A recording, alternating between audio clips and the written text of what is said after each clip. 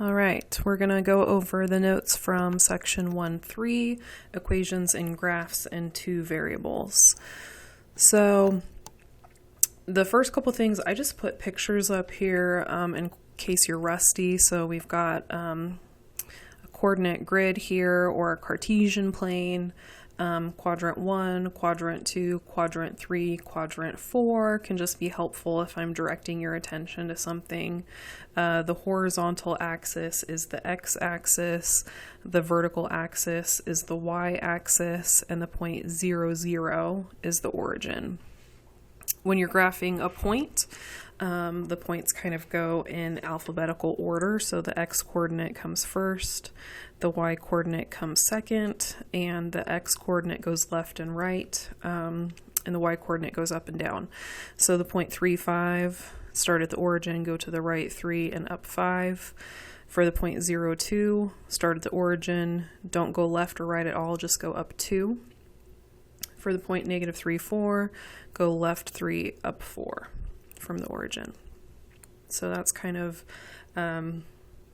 just some basics, just in case you're a little bit rusty. Next, we're going to talk about the equation of a line in standard form.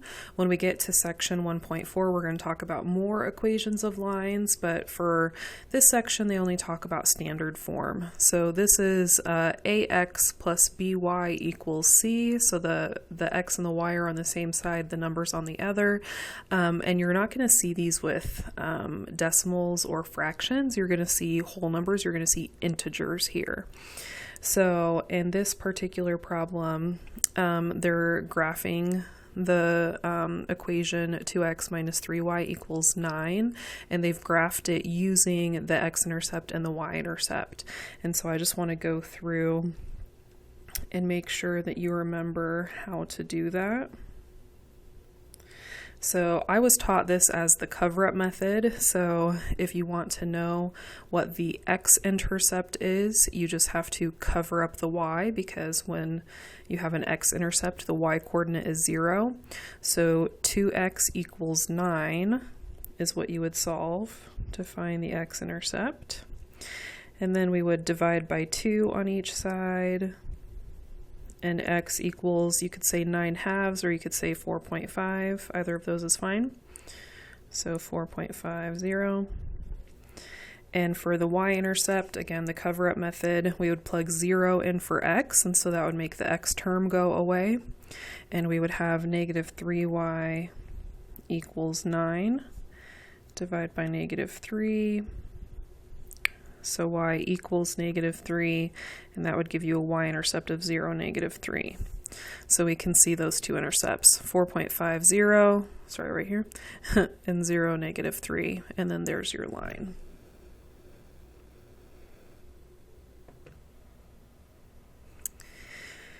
Now, most people tend to not enjoy graphing lines from standard form. They tend to prefer slope-intercept form, which is y equals mx plus b. So if that's your preference, you would start off with the equation,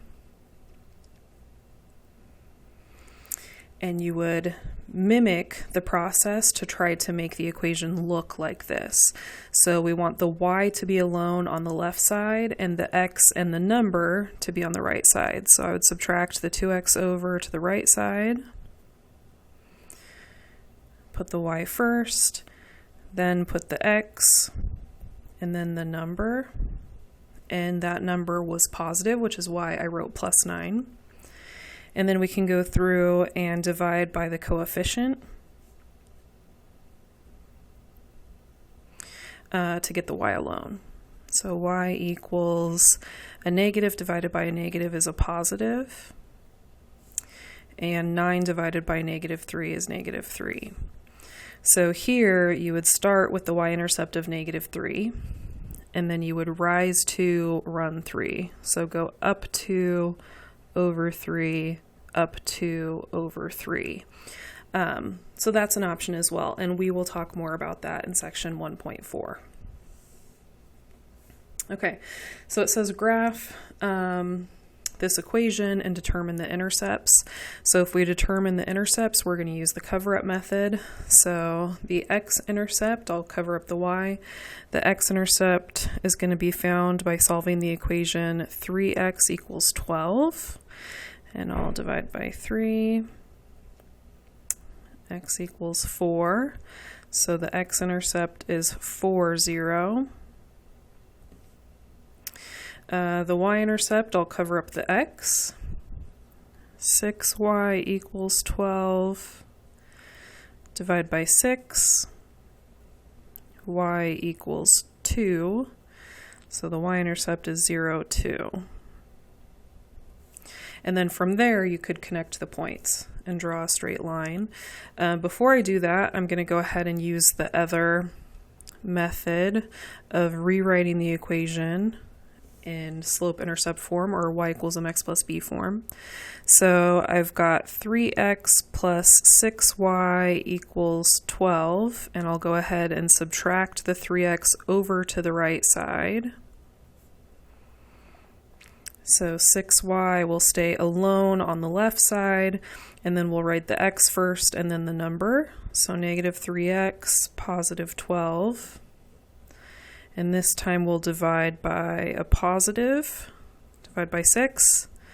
So y equals, negative 3 over 6 can be reduced. That's negative 1/2.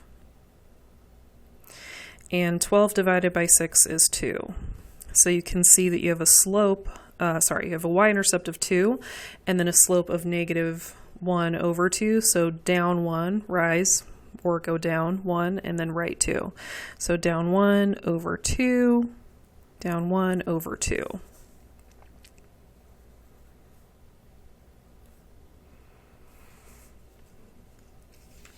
Okay. All right, for this next one, this is kind of written in y equals mx plus b form. I'm still going to do this both ways. So if we were to write this in y equals mx plus b form, we would put the x first and then the plain number. So we'll do it that way in a second. But first, I'm just going to go ahead and I'm going to solve this kind of using the cover-up method, but just saying if I put a 0 in for y, that's how I can solve for the x-intercept. So before, what I was doing is I was saying, okay, if I want the x-intercept, I'll cover up y, which is me putting a 0 in for it. And then I would just say 3x equals 12, because if I did 6 times 0, if I plugged a 0 in right there, it would disappear. So I'm going to do that same thing, but it looks different because the equation is written differently. So I'll put a 0 in for y, and then I'll just solve for x. So get the x alone, 40 is right there. I'm just going to add the x over to the other side. X equals 40. So our x-intercept is 40. Okay. And then for the y-intercept, we just plug 0 in for x. Y equals 40 minus 0. And so if we go back and think about the cover-up method here, when I was plugging in 0 in for x, that would 3 times 0 would just make it disappear, and then it would be gone. And then you would just solve the rest of it. And so for this one, since it just looks different, I'm going to go ahead and actually plug the 0 in. Okay, so I've got y equals 40. So this equation happens to have the same x-intercept and y-intercept. They're not in the same spot. This one is to the right 40 and up 0. This one is left or right 0 but up 40. Okay, and then from there we can connect the points. But I also want to talk about how you would graph that in the slope-intercept form. So with the slope-intercept form, we start with the y-intercept at 40, so that makes sense. And then here we would look for a fraction in front of the x, and that would be our slope. So negative, if we were to think of a number that was there, it would be a negative 1. And if we were to make that a fraction, it would be negative 1 over 1. So this slope is down 1, right 1, down 1, right 1, down 1, right 1. And our graph doesn't go by ones. But because these boxes are all worth the same amount, you can see that it goes 5, 10, 15, 20, 5, 10, 15, 20. Since they represent the exact same amount, we can just say that down one, right one, it could be one unit or it could be one box. It's going to work out the same way. So if I go down one, right one, down one, right one, down one, right one, down one, right one, it would have graphed the same line. And so that's kind of a nice trick that you can use if you have a scale that's bigger, is I don't literally have to go by ones. I don't have to go like down one over one, down one over one, down one over one, and have like a super small slope. I can kind of scale the slope. So negative 10 over 10, negative 20 over 20, negative 100 over 100. Those slopes are all equivalent to down one, right one. And again, we can talk more about that. If you are confused about that, feel free to ask questions and I can discuss it more. These two problems you'll notice are kind of unique. It's having you graph two different lines, graph the line y equals 5, graph the line x equals 7. And when they only have one variable and not two, that makes the line vertical or horizontal and not diagonal. So these are both. They're kind of slanted. These will just be one or the other. So if you're graphing y equals 5, this literally means y is always 5. So if you think of points that would be on that line, the y coordinate of the point, no matter what the x coordinate is, the y coordinate would have to be 5. 0, 5, negative 3, 5, 4, 5. So if you do 0, 5, negative 3, 5, 4, 5, it ends up giving you a horizontal line. So anytime you have an equation that says y equals a specific number, that equation is a horizontal line. Okay, y equals 5. X equals negative 7 literally means x is always negative 7. So negative 7, 0. If you have another point, the x coordinate is still going to be negative 7, but the y coordinate could change. I'm just making up points here, so I have something to graph. Okay, so negative 7, 0. Go left 7. Negative 7, 2, negative 7, negative 5. And so if you graph these points, you end up with a vertical line. If you have an equation x equals a number, that's always going to give you a vertical line. Okay. Hopefully all of that is old to you, just we're getting less rusty if it's been a while since we've seen that. None of that should be new, hopefully. Okay, the distance formula refers to something. Sorry, I just want to make sure I'm not missing any descriptions. Sorry, I was looking at my notes. The distance formula is the square root of x sub 2 minus x sub 1 plus y sub 2 minus y sub 1. And what they're doing is they're just saying the x coordinate from the first point, the y coordinate from the first point, the x coordinate from the second point, the y coordinate from the second point. And so what they've done is they're saying that this is the first point with an x and a y coordinate. This is the second point with an x and a y coordinate. And they're describing the overall distance from this point to this point by creating a triangle. They're saying there is a horizontal distance and a vertical distance. And if you look at the horizontal distance and a vertical distance, you could call this a length A and this a length B, that horizontal distance and that vertical distance.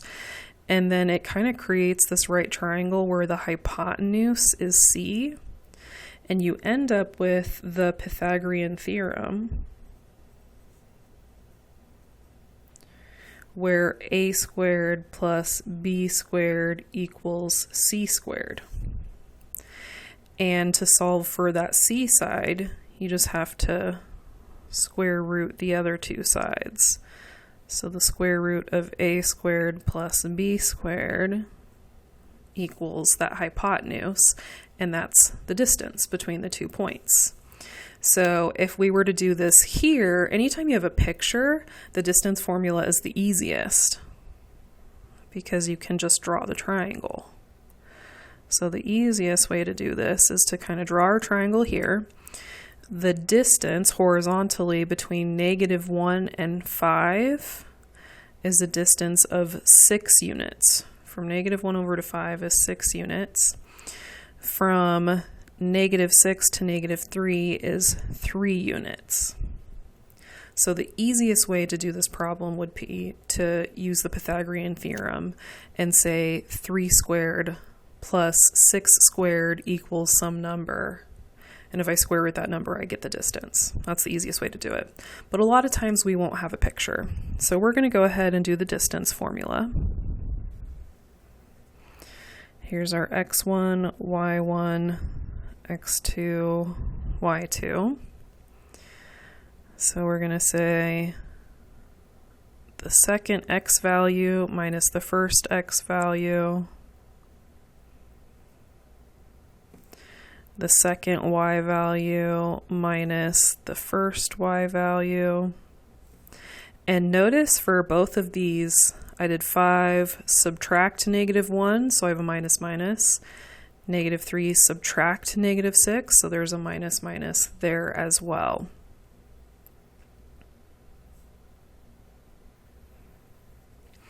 So 5 minus -1. Now, if you're using a TI-84 graphing calculator when you're doing computations like this, there is a difference between these two buttons. And mine's rubbed off because I've had this calculator a long time.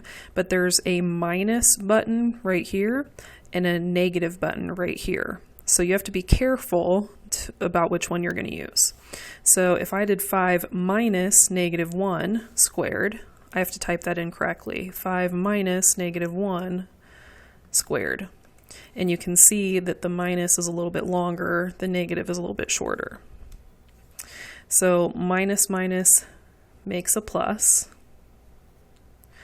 5 plus 1 is 6. 6 squared is 36. Here, -3 minus -6. So I'm going to type -3 minus -6 squared. Minus minus makes a plus. 3 negatives and 6 positives gives me 3 positives. 3 squared is 9.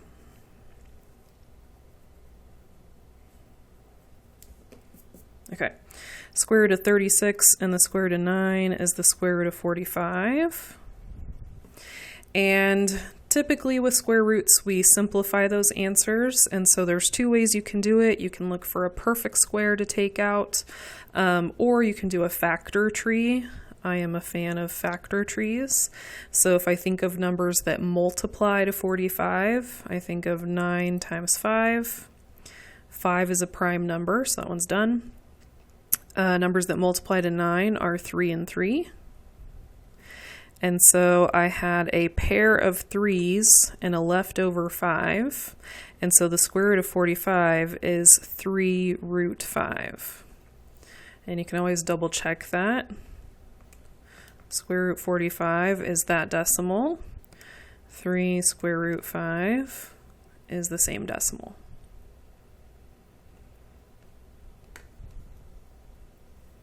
Okay. Next is the midpoint formula. So the midpoint is just the middle of 2 points. So if we're looking for the middle of these 2 points, which is the next example, we know it's going to be somewhere in here. And I'll go ahead and do the math so we can find it. You're basically just finding the average. So the middle of the x's, add the x's together, divide by 2. The middle of the y's, add the y's together, divide by 2. So we're going to do the x's, divide by 2, the y's, divide by 2. So -1 plus 5 is 4.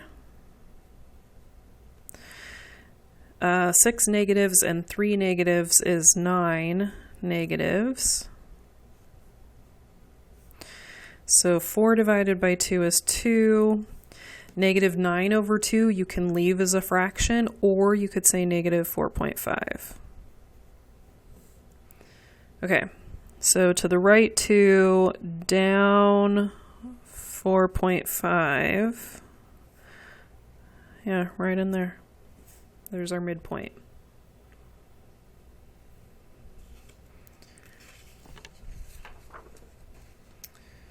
Okay. All right, next we have the equation for a circle in standard form. So the equation of a circle is x minus h squared plus y minus k squared equals r squared. And what I want you to notice is that the center, if this is the equation of a circle, this is the circle. You'll notice that it says minus h and minus k, but the center is positive h and positive k. So the center is h and k, and they come from those numbers, but they are the opposite sign.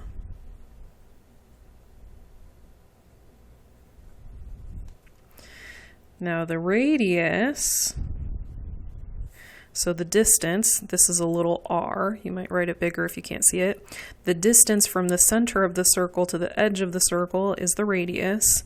The radius comes from this number on the end, but it's just r, and this is r squared. So you have to square root that number to have the radius. Okay, so if we take that information and we look at this example, it says sketch the graph of this equation, which happens to be a circle. So the center of the circle is positive 1, negative 2. So the opposite sign of both. And then the radius is the square root of r squared. R squared is 9, so the radius is 3. Okay, so for the center, I'm going to go to the right 1 and down 2. And then for the radius, I'm going to go up 1, 2, 3, to the right 1, 2, 3, down 1, 2, 3, left 1, 2, 3. Now, technically, I should erase the center because the center is not an actual point that would make the equation true. Typically, when you draw an equation or draw a function, this is not a function, but typically when you would draw an equation, you would only draw what makes that equation true. But with circles, it's common practice to leave the center there. So you can leave it there even though technically this point would not make this equation true. Okay. Next, they want us to write the equation of the circle that has a center negative 3, 5 and passes through the point 1, 8. So if it has the center negative 3, 5, then I know that it's going to have x plus 3, so opposite sign, and y minus 5. Make sure I've got both of those squared, and I need it to equal r squared. Okay. Now, there are two different ways we can figure out what the radius is. One way is to look back in our notes and find the distance between these 2 points. So the distance between those 2 points would actually be the radius. So I would say the radius is the square root, and then I would go back and look at my distance formula. The difference between the x's, the difference between the y's. And I just make sure that if I do x minus x, then I do y minus y. Okay, so I'm consistent in the order that I go. So I'll do x minus x, y minus y. Okay. So this is one method, and we'll see what this answer is, and then I'll show you the other method. So minus minus makes a plus. So I've got 1 plus 3 is 4. 4 squared is 16. 8 minus 5 is 3. 3 squared is 9. So the square root of 16 plus 9 is the square root of 25. And the radius is just 5. Okay, so we've got that radius.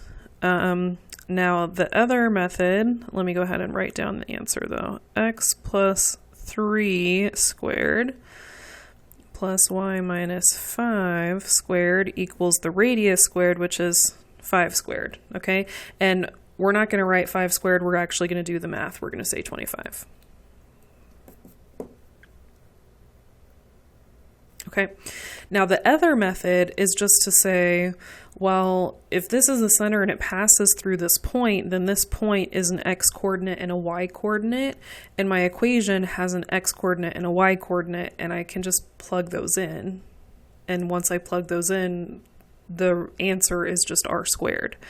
So if I plug those in, I get 1 plus 3 squared plus 8 minus 5 squared, and my answer is r squared. I don't have to take something and square it when I'm done.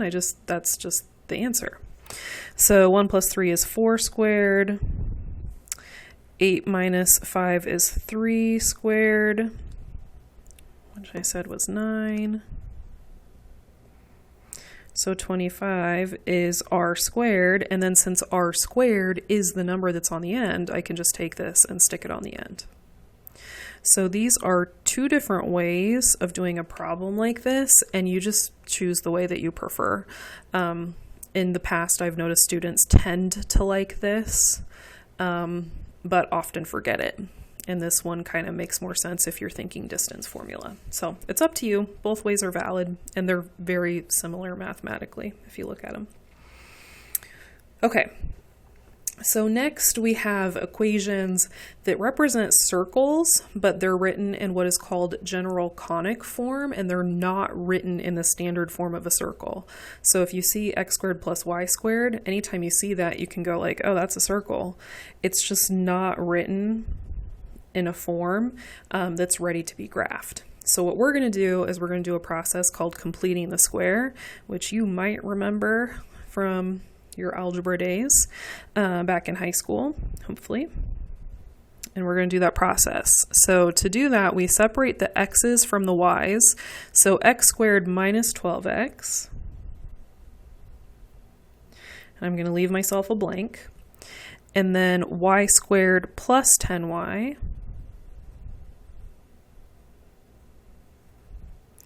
I'm going to leave myself a blank. And as I do this, I'm going to take this plain number and I'm going to move it over to the right side. So if it was positive here, I'm going to subtract 45 over to the right side. Okay, now for completing the square, the process is repetitive and it's always the same.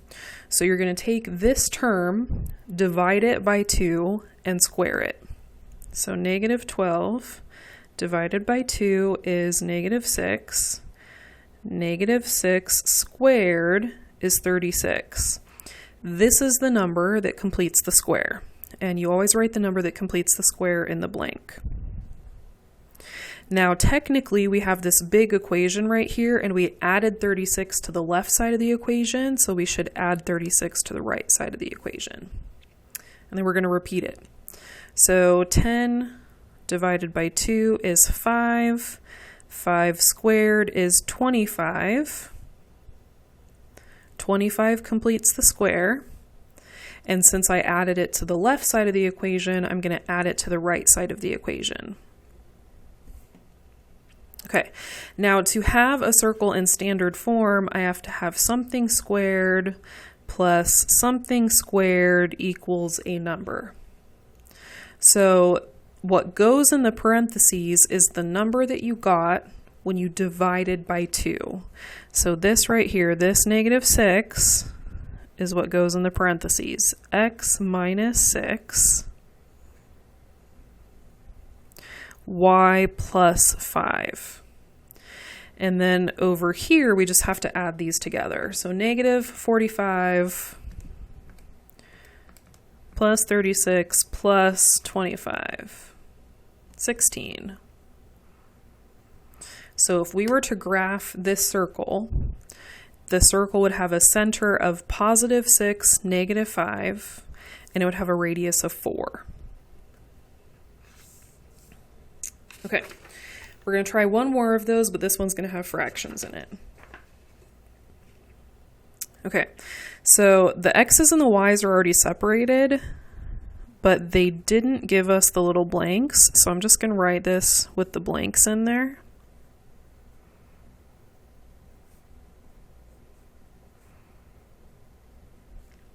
Okay, so the same process. I'm going to take this number, divide it by 2, and square it.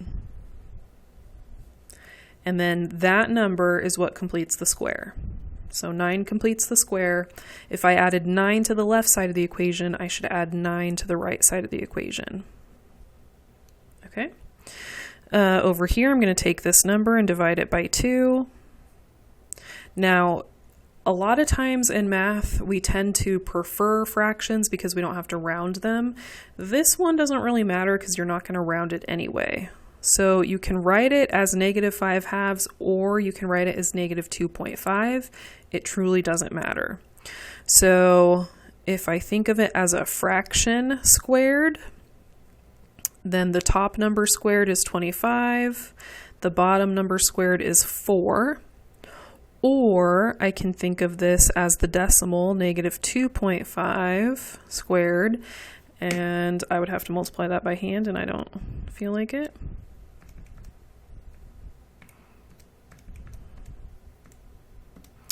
You'll notice that whenever I square a negative, I always put a parenthesis around it, and that's because I'm making sure to square the negative and square the number. If I type it like this, I only square the number, I did not square the negative.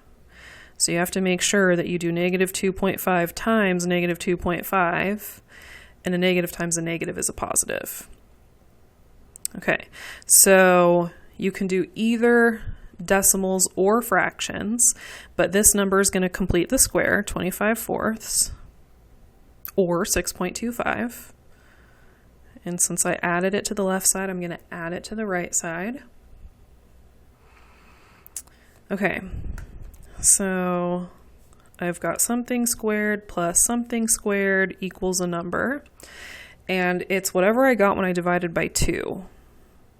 So x plus 3, y, I could do minus 5 halves or minus 2.5.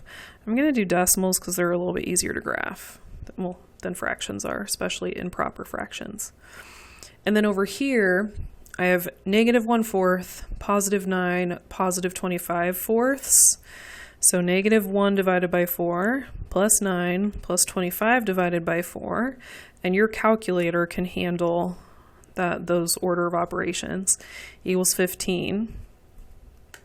So if I graph this, the center of the circle is negative 3, 2.5, and the radius of the circle is the square root of 15, and that's a decimal. So I'm going to go ahead and write down what that is. The square root is in blue right here, so I'm going to hit the blue button. So square root 15, 3.87, 3.9. So this is approximately 3.9. Okay, so this one's a little bit tougher to graph. So I'm going to go left 3 and up 2.5. And then from that, I'm going to go almost 4 boxes in each direction, but like a little bit less than 4. So I'm going to go 1, 2, 3, 4, but a little bit less. 1, 2, 3, 4, but a little bit less. 1, 2, 3, 4, but a little bit less. 1, 2, 3, 4, but a little bit less. Okay, and then that's how I'm going to draw my circle.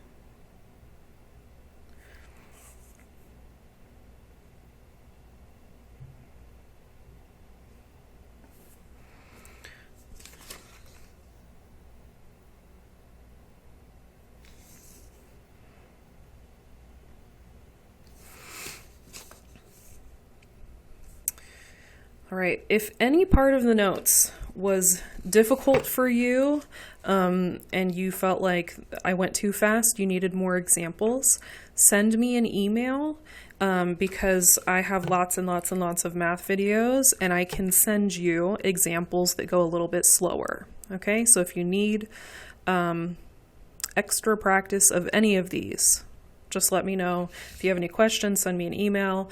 I don't mind making more videos to make sure that you understand what's going on.